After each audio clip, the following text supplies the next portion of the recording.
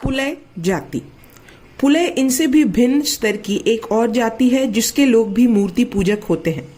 वे दूसरी जाति की तरह ही अत्यंत और बहिष्कृत समझे जाते हैं। वे खेतों में, खोह खंदकों में अथवा छोटी छोटी झोपड़ियों में रहते हैं जहां सभ्य जाति के लोग कभी भूले भटके भी नहीं आते।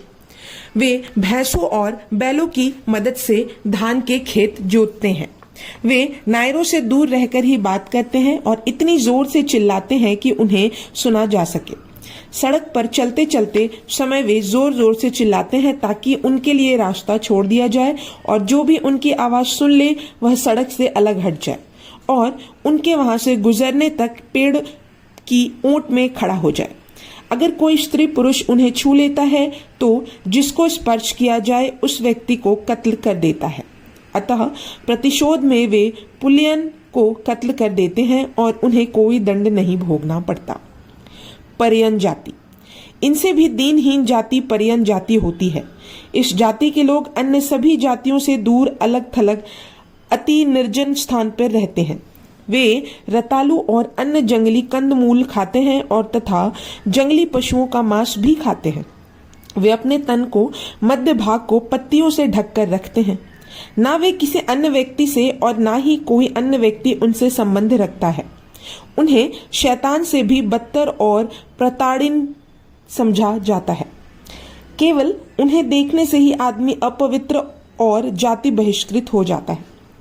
ये पांचाल मिलकर 18 जातियां हैं जिनमें मूर्ति पूजकों के बीच जाति भेद की इतनी ही कथा है और वे सब भिन्न भिन्न हैं।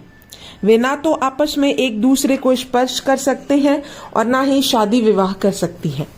मालाबार की जिन 18 मूर्ति पूजक जातियों के बारे में मैंने अभी वर्णन किया है, इनके अलावा मूल निवासी के रूप में कुछ दूसरे लोग भी हैं जो बाहर से आए हैं। ये व्यापारी और साहूकार लोग हैं जिनके अपने अपने मकान और अपनी जागीरें हैं। वे मूल निवासियों की तरह ही रहते हैं पर उनके रीति रिवाज अन्य जातियों से अलग होते हैं। इन विदेशियों ने जाति की पूरी और कोई तस्वीर पेश नहीं की है। वे इसमें समर्थ नहीं रहे हैं। इसकी वजह यह है कि हर विदेशी के लिए हिंदू का निजी जीवन प्रच्छन्न रहता है और उसके लिए उसके भीतर झांकना असंभव है। इसके अतिरिक्त भारत का सामाजिक ताना बाना, उसकी गतिविधियां हमेशा से ही रीति रिवाजों पर आधारित रही हैं। यह भेद के मुताबिक भी जगह बदलती रहती हैं। उसकी कठोरता देखकर माथा चकराने लगता है। उसके पीछे कोई कानूनी सूत्र नहीं होता जिसे किसी कानून की पाठ्य पुस्तक में से खोजकर निकाला जा सके।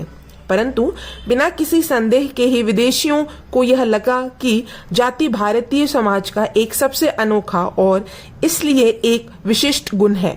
अन्यथा वे सब भारत आए और उन्होंने जो देखा, अपने विवरणों में उन्होंने जाति के अस्तित्व को नोट ना किया होता।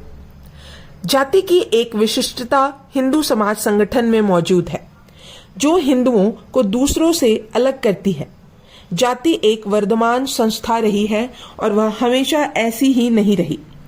मेगास्थनीज ने जिस समय अपना विवरण लिखा उस समय जाति का जो स्वरूप था वह अलबरूनी के आगमन काल से बहुत अलग था। पुर्तगालियों को जाति का जो स्वरूप दिख पड़ा वह अलबरूनी के काल से अलग था। किंतु अगर हम जाति के विषय को अच्छे से समझना चाहते हैं तो उसके लिए हमें उसकी प्रकृति के विषय में और अधिक सटीक जानकारी प्राप्त करनी होगी, जितने की हमें इन विदेशियों के वर्णन से मिलती है। जाति के विषय की चर्चा को समझने के लिए पाठकों को उन बुनियादी संकल्पनाओं से परिचय कराना जरूरी है जो हिंदू समाज संगठन में स्थापित है। हिंदुओं में चली आ रही समाज संगठन की मूल संकल्पना उस वर्ण व्यवस्था की उत्पत्ति से शुरू होती है जिसके बारे में ऐसा मानना है कि हिंदू समाज का विभाजन वहीं से हुआ। ये 4 वर्ण निम्नलिखित है। पहला, ब्राह्मण, पुजारी और शिक्षित वर्ग। दूसरा, क्षत्रिय और सैनिक वर्ग। तीसरा, वैश्य और व्यापारी वर्ग। चौथा, शूद्र और दास वर्ग। एक समय तक यह सिर्फ वर्ग थे, लेकिन कुछ समय के पश्चात जो केवल वर्ग थे वे जातियां बन गई और 4 जातियां 4000 जातियों में परिवर्तित हो गई। इस प्रकार आधुनिक जाति व्यवस्था प्राचीन वर्ण व्यवस्था का ही एक विकसित रूप है। जाति व्यवस्था वर्ण व्यवस्था का ही विकसित रूप है, किंतु वर्ण व्यवस्था के अध्ययन से हम जाति व्यवस्था की कोई जानकारी प्राप्त नहीं कर सकते। जाति का अध्ययन वर्ण को अलग रखकर करना होगा।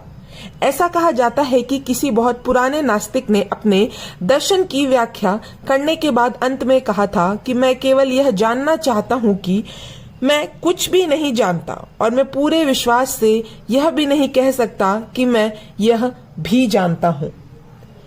सर डेजिटल एबडिस ने पंजाब की जाति व्यवस्था के बारे में लिखते हुए कहा कि इस नास्तिक ने अपने बारे में ऊपर जो कुछ कहा है, यही शब्द जाति के बारे में मेरी अपनी धारणा को भी व्यक्त करती है। सत्य तो यह है कि स्थानीय परिस्थितियों की वजह से जाति की अवधारणा में बहुत अंतर मिलता है। किसी एक स्थान पर उपलब्ध किसी जाति के बारे में पूरी दृढ़ता से कोई बात कहना बहुत मुश्किल है, क्योंकि किसी दूसरे स्थान पर मौजूद उसी जाति के बारे में उक्त तथ्य का उतना ही दृढ़ता से खंडन किया जा सकता है। यह बात कितनी ही सही क्यों ना हो, फिर भी जाति के आवश्यक और मूल लक्षणों तथा उसके अनावश्यक और सतही लक्षणों को अलग अलग करना मुश्किल नहीं है। किसी व्यक्ति का किन कारणों से बहिष्कार किया जा सकता है, उसे निश्चित करने का आसान तरीका श्री भट्टाचार्य ने इस प्रकार बताया। उन्होंने जाति से बहिष्कृत के कुछ कारण गिनाए हैं, जो इस प्रकार से हैं। ईसाई या इस्लाम धर्म ग्रहण कर लेना, यूरोप अथवा अमेरिका की यात्रा करना, विधवा से विवाह करना, यज्ञोपवीत को खुल्लम खुल्ला उतार कर फेंक देना, खुल्लम खुल्ला गोमांस या सुअर का मांस खाना, खुल्लम खुल्ला मुसलमान, ईसाई और छोटी जाति के हिंदू के हाथ का बना कच्चा भोजन करना, अति निम्न जाति के शूद्र के घर पर काम करना, अनैतिक प्रयोजन से किसी महिला का घर से बाहर जाना, विधवा का गर्भवती हो जाना। यह सूची पूर्ण नहीं है, उसमें जाति से बहिष्कार के सर्वाधिक महत्वपूर्ण कारण छोड़ दिए गए हैं। वे हैं अंतर जातीय विवाह करना, दूसरी जाति के व्यक्ति के साथ खान पान करना तथा व्यवसाय बदलना। श्री भट्टाचार्य के कथन का दूसरा दोष यह है कि उसमें आवश्यक और अनावश्यक कारणों में कोई भेद नहीं किया गया है। इस बात में कोई संदेह नहीं है कि जब किसी व्यक्ति का जाति से बहिष्कार किया जाता है तो दंड एक समान होता है। उसके दोस्त, रिश्तेदार और जाति भाई उसका आतिथ्य ग्रहण नहीं करते।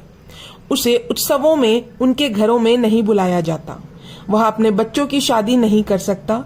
उसकी शादीशुदा पुत्रियां भी जाति से बहिष्कृत होने के डर से उससे मिलने नहीं आ सकती। पुरोहित, नाई और धोबी उसके घर नहीं जाते। उसके जाति भाई उससे इस हद तक संबंध तोड़ लेते हैं कि उसके घर में किसी की मृत्यु हो जाने पर भी वे अंत्येष्टि में नहीं जाते। कभी कभी तो जाति से बहिष्कृत व्यक्ति को पहले प्रायश्चित करना होगा, उसके बाद ही वह दोबारा जाति बिरादरी में शामिल हो सकता है। इन प्रायश्चितों से जुड़ी हुई कुछ बातें याद रखनी होगी। सबसे पहले तो यह कि जाति संबंधी कुछ अपराध ऐसे हैं जिनके लिए कोई प्रायश्चित नहीं है। दूसरी यह कि अपराध के मुताबिक प्रायश्चित बदल जाते हैं। कुछ अपराधों में तो प्रायश्चित के रूप में जुर्माना बहुत कम होता है, दूसरे अपराधों में जुर्माना बहुत कठोर हो सकता है। प्रायश्चित का होना या ना होना महत्व रखता है और उसे स्पष्ट रूप से समझना होगा।